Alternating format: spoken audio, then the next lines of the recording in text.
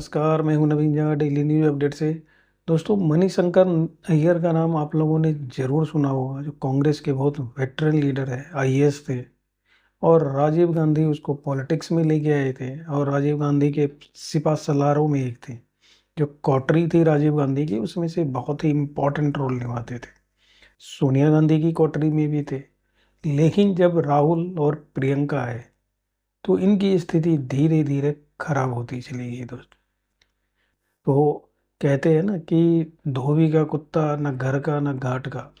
ये कहावत आजकल इनके ऊपर लागू हो रही है दोस्तों। क्योंकि मैं क्यों कह रहा हूँ कि आपको एक एक एग्जाम्पल और याद होगा कि हेमंत बिस्वा शर्मा ने बोला था कि जब मैं राहुल गांधी से मिलने गया, वहाँ पे दो नेता और भी थे बड़े, और जो बिस्किट हम लोगों को दिया था उसमें से आगे वो कुत्ता खा गया और उसी में से बाकी जो दो नेता थे वो खा रहे थे। तो इनको सिर्फ कुत्ते वाले बिस्किट इसलिए नहीं खिला रहे गलती से, उनको ऐसा ही ट्रीट करते हैं वो। क्योंकि होता क्या है कि जब आप चमचे बन जाते हैं तो चमचों की हालत वही होती है। तो उनकी हालत उन्हीं कुत्ते की तरह होती है कि जब वो भौंकना बंद कर देते हैं तो उनको साइड लाइन कर देते हैं। और यही हालत मणिशंकर अय्यर की भी है।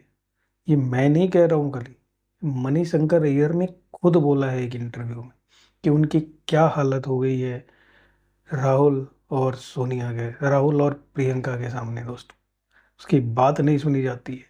अब इस इंटरव्यू में जब सुनेंगे तो जब वो लेटर ड्राफ्ट कर रहे थे भी, वो अपनी वाइफ को दिखाया तो वाइफ तो यहाँ तक कह दिया कि तुम्हारे अंदर सेल्फ रेस्पेक्ट नाम की कोई चीज़ नहीं है क्या, कि तुम इतना नीचे कैसे गिर सकते हो। फिर दोबारा ड्राफ्ट किया तो फिर कहते हैं कि ये चमचा जो होगा वो कितना भी करेगा तो चमचागिरी से तो बाज आएगा ही नहीं।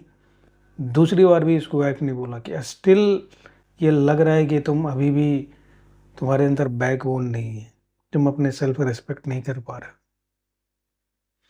तो ये ऐसा क्यों होता है? ये उन्हीं लोगों के साथ होता है जो चमचागिरी में बिलीव करते हैं। और चमचागिरी तो आप कर लोगे जब जवानी है। और वो वही लोग करते हैं जिनके अंदर रीढ़ की हड्डियां नहीं होती, बैकबोन नहीं होता है। आप पहले मणिशंकर अय्यर को सुनिए दोस्तों, ये क्या कह रहे हैं। 2-2.5 मिनट का वीडियो है जिसमें ये इसके अंदर की बात निकल के आ रही है। आप याद कीजिए, जब 2014 में इसने बोला था राहुल मोदी के बारे में कि मोदी को मैं यहाँ चाय लगाने का ठेला दे दूंगा। अभी देख लीजिए इसका हाल। इसके खुद के नेताओं के बच्चों ने क्या किया है दोस्तों, सुनिए जरा। Had happened to meet Priyanka Gandhi, who had just come into politics at that stage. No, sorry, she hadn't yet come in. So I had happened to meet her, and she's always been very kind to me. So I gave her a ring when I was on my way to America, and I thought that since Rahul's birthday was in June, I could ask her to convey my greetings to Rahul. So she was a bit surprised. She said, "Why don't you write to him? Why don't you speak to him yourself?" I said, "I'm suspended, and therefore I can't talk to my leader." But she said, "Then how are you talking to me?" And then she corrected herself. She said, "Oh, because I'm not in politics." So I said, "Yeah." And she said, "Well, all right, in that case, you write to him and send it to me, and I will pass it on to him." So we were going to see my daughter in America. So we took a Qatar Airways airline. And on the way to Doha, I wrote out a letter well, it was an excuse, birthday greetings in the first paragraph, and then asking the questions about my own position in the party. And I showed it to Sunit, my wife, at Doha airport.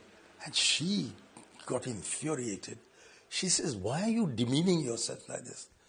Why are you begging for what is your right? Don't you see that he's 30 years younger than you? How can you possibly make such a humiliation of yourself?" So I said, "All right, I'll change the draft." So on the flight between Doha and Boston, I rewrote my letter of greeting and showed it to her. And she said, don't you have any self-respect?" So I said, "All right." And I tore up the second draft. Then I wrote the third draft in Boston. And she said she wouldn't even see it. So I sent it off as it was. But I never got an acknowledgement. However, in August that year, one of his aides called K. Raju came to see me in this very room and said to me that a decision has been taken to suspend your suspension on Rajiv Gandhi's birthday.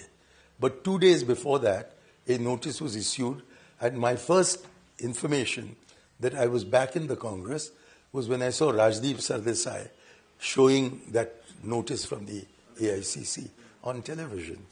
And after that, I've had one long session with Rahul, but for 10 years, I was not given an opportunity of meeting Sonia Gandhi one-on-one. I was not given an opportunity except once of spending any meaningful time with Rahul Gandhi, and I have not spent time with Priyanka. सुन लिया आपने मणिशंकर अय्यर को। दोस्तों, ऐसा हाल तो दुश्मन को भी ना दिखाए कोई। इस सारी जिंदगी इनके पैर धोने के अलावा, चमचागिरी करने के अलावा इन्होंने कुछ किया नहीं, और अब इनका दर्द जो है अंदर से निकल के आ रहा है, और ये मीडिया में बता रहे हैं। दर्द अंदर ही रहता, अंदर ही लेके चला जाता, ऊपर तो बात समझ आती, लेकिन ये दुनिया को बताना चाहता है दोस्तों कि देखो हमारे साथ क्या हुआ। इसका क्या मतलब है कि आने वाली पीढ़ियों को ये बताना चाहता है कि भाई तुम कितना भी चमचागिरी कर लो, कितना भी दुम हिला लो, लेकिन तुम्हारी हालत जो है वो हमारी तरह ही होगी दोस्त। तो आने वाले दिनों के अभी जो इनके चट्टे बट्टे हैं उनके लिए, और जो आने वाली पीढ़ियां हैं उनके लिए, सबके लिए ये सबक है। तो भाई चमची लोगों, अपने आकाओं को समझ लो। इससे बड़ा चमचा तो तुम हो नहीं सकते जितना मणिशंकर अय्यर है। कितना बड़ा, ये इसको राजीव गांधी का लठैत कहा जाता था। लठैत इन द सेंस की लाठी लेके नहीं जाता था, लेकिन लड़ने में सबसे आगे रहता था।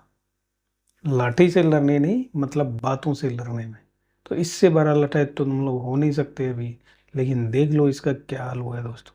इससे भी बुरा हाल तुम लोगों का होने वाला है अगर तुम लोग समय रहते चेत नहीं गए और अपना अपना रास्ता नहीं ढूंढ ले दोस्त। हमारा काम तो नई नई चीज़ें लाकर बताना होता है। डिसीजन तो आपको खुद ही लेना है। क्या डिसीजन लेना है आप सोच लो कि आगे ये हाल में जीना चाहते हो, या स्वच्छंद रह के अपनी रीढ़ की हड्डी मजबूत करके आगे की ज़िंदगी जीना चाहते हो।